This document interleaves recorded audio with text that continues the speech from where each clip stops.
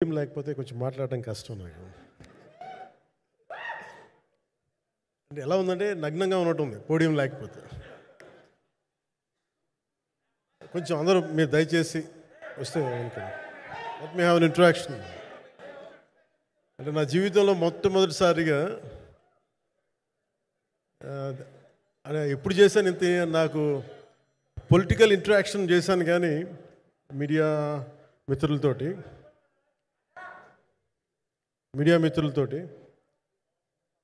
Cinema పరంగా నేను ఎప్పుడు ఆలోచించలేదు, ఎప్పుడు నాకు చేయలేదు. ఫస్ట్ టైం మొదటిసారి నేను ఎప్పుడు కొంచెం మొహాట పడతాను మాట్లాడడానికి సినిమాకి సంబంధించినంత వరకు. ఇక్కడ సినిమాని ఎలా ప్రమోట్ చేసుకోవాలో నాకు తెలియదు. పని చేయడం తెలుసు తప్ప దీన్ని అంటే మనం ఇంత చేసామని చెప్పడం ఎప్పుడు నాకు కొంచెం ఎబ్బెట్టుగాను ఇబ్బందిగా ఉంటుంది. ఇంకా నేను చాలా యాక్సిడెంటల్ యాక్టర్ అండ్ ఇంకా గత్యంతరం లేక టెక్నీషియన్ అయిన వాడిని. నాకు నచ్చే సన్నివేశాలు, నచ్చే సినిమాలు చేసుకోవడానికి ఆ పరిస్థితుల్లో ఇది నా మొదటి ఇంటరాక్షన్. ఇది నా పర్లేదు కూర్చోండి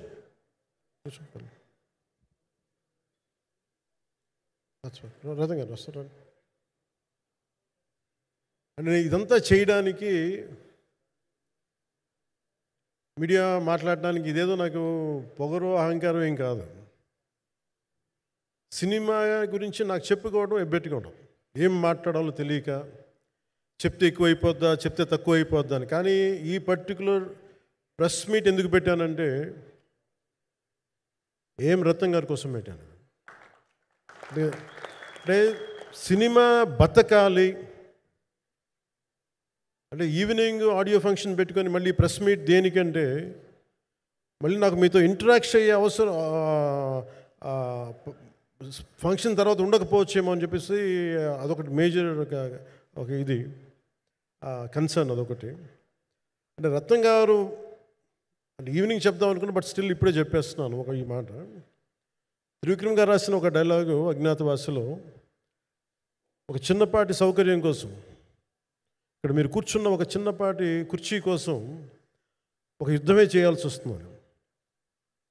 అలాంటిది ఒక సినిమాని చేయడం అంటే ఎన్నిసార్లు మినీ యుద్ధాలు చేయాలి, ఆర్థికంగా కావచ్చు, క్రియేటివ్గా కావచ్చు, వీటన్నిటికీ సంబంధించి. అలాంటిది నేను ఎప్పుడు కూడా సినిమాల్లోకి రాకముందు రత్నం గారు లాంటి వ్యక్తి నా ప్రొడ్యూసర్ అయితే బాగుండు అనుకున్నాను. భారతదేశానికి పాన్ ఇండియా సినిమాని, ముఖ్యంగా రీజనల్ సినిమాని జాతీయ స్థాయిలో తీసుకెళ్ళిన వ్యక్తి ఆయన. తమిళ సినిమాని చాలా ఛాలెంజింగ్ తెలుగులో డబ్ చేసి దాన్ని స్ట్రైట్ సినిమాలతో సమానంగా ఆడేంత సత్తా చూపించిన వ్యక్తి. Film industry creative ability, creative potentiality పెంచిన వ్యక్తి. ఈ సినిమా చాలా ఒడిదుడుకులు ఎదుర్కొంది, 2 కరోనా పరిస్థితులు ఎదుర్కొంది. అన్నిటికీ మధ్యలో సినిమా మన క్రియేటివ్గా కొంత ఇబ్బంది ఎదుర్కొంది. అల్టిమేట్ ఆబ్జెక్టివ్ సినిమా బాగా రావాలని, నేను ఎప్పుడు ఏం చేసినా సినిమా బాగా రావాలనుకుంటాను. ఈ సినిమాకి ప్రత్యేకించి ఆయన తపన చూసి నేను ముఖ్యంగా పొలిటికల్ ప్రాసెస్కి వెళ్ళిపోయిన తర్వాత, పాలిటిక్స్కి వెళ్ళిపోయిన తర్వాత, డైరెక్షన్ అన్ని వీటికి దూరమై క్రియేటివ్ పార్టీకి దూరం అయిపోయిన తర్వాత, పాలిటిక్స్ నా ప్రైమరీ ఫోకస్ అయిపోయిన తర్వాత మళ్ళీ దృష్టి పెట్టి సినిమా కావాలి మీరు చెయ్యాలని చెప్పి నా దగ్గరికి వచ్చి కోరుకున్నప్పుడు నేను ఎంత బెస్ట్ ఇవ్వగలను ఆ సినిమాకి అంత ఇచ్చాను. నేను అంటే నా బెస్ట్ ఇచ్చాను. అంటే నేను అంటే అన్నిటికంటే కూడా నేను ఇవ్వలేనిది టైం ఇవ్వలేను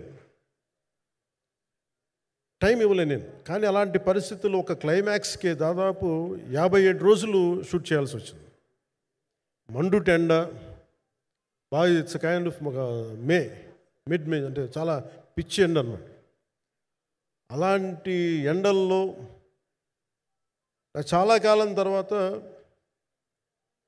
నాకు మార్షల్ ఆర్ట్స్, నేను ఎప్పుడో నేర్చుకున్న మార్షల్ ఆర్ట్స్, ఒక ఎస్క్రీమా కానీ, ఊషు కానీ, నేను నేర్చుకున్న సెల్ఫ్ డిఫెన్స్ టెక్నిక్స్ కానీ, యుఎస్లో నేను ఒక వర్క్షాప్ చేసిన జీత్ కండు ఇవి కానీ ఇవన్నీ ఈ సినిమాకి నాకు పనికి వచ్చినాయి. నాకు ఇవన్నీ వీళ్ళతో డిఫరెంట్ కొరియోగ్రాఫర్స్తో కూర్చొని ప్రత్యేకించి క్లైమాక్స్ పార్ట్ ఇది అందరికీ ఇన్స్పైర్ చేసింది. అంటే మన స్థూలంగా చెప్పాలి అంటే, ఒక క్లుప్తంగా చెప్పాలి అంటే, ఈ సినిమాకి ఇదే ఆయువు పట్టింది. ఈ ఫస్ట్ పార్ట్కి ఎక్కడ కొల్లూరు నుంచి మన కృష్ణానది తీరం కొల్లూరు, విజయవాడ సమీపంలో ఉన్న కొల్లూరు ప్రాంతం నుంచి దొరికిన ఒక కోహినూరు వజ్రం నుంచి అది ఎటు మన గోల్కొండ రాజుల దాకా వచ్చింది, మన హైదరాబాద్ సుల్తాన్ల దాకా ఎలా వచ్చింది, దీని ట్రావెల్ ఇటు వెళ్ళింది. ఇవన్నీ జరిగినప్పుడు దీని నేపథ్యంలో జరిగే కథ ఇది. ముఖ్యంగా ఈ ఫౌండేషనల్ వర్క్ చేసిన వ్యక్తి క్రిష్ జాగర్లమూడి గారు చాలా హై కాన్సెప్ట్తో పట్టుకొచ్చారు దీన్ని. ఆయనను రత్నం గారు నా దగ్గరికి వచ్చినప్పుడు చాలా బాగా నచ్చి వెంటనే చేశాను. చేసిన తర్వాత ఒక్కొక్కటి కరోనా నిజంగా ఇంపాక్ట్ వచ్చింది. అంటే ఎలా ఉండదంటే, ఎంత హార్డ్గా ఉండదంటే ఇండస్ట్రీ, అది ఎవరిని తప్పు పట్టలేము. ఒకప్పుడు ఆయన వెంట చుట్టిన నిర్మాతలు, ఆయన వెంట తిరిగిన డిస్ట్రిబ్యూటర్స్, హీరోస్ అందరికి అలాంటి వాళ్ళకి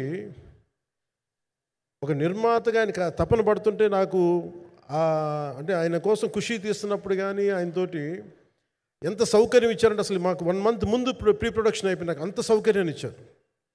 నేను కంపోజ్ చేసిన యాక్షన్ సీక్వెన్సెస్ కానీ ఫైట్స్ కానీ ఖుషీకి నాకు ఆల్రెడీ ఒక 1 month 1.5 month థియేటర్ నాకు ఇచ్చేసి, మన సురేష్ ఎఫెక్ట్స్ థియేటర్ మొత్తం ఇచ్చి నాకు అంత లగ్జరీ ఇచ్చిన వ్యక్తి ఆయన నలిగిపోతుంటే నాకు నిజంగా చాలా బాధేస్తుంది.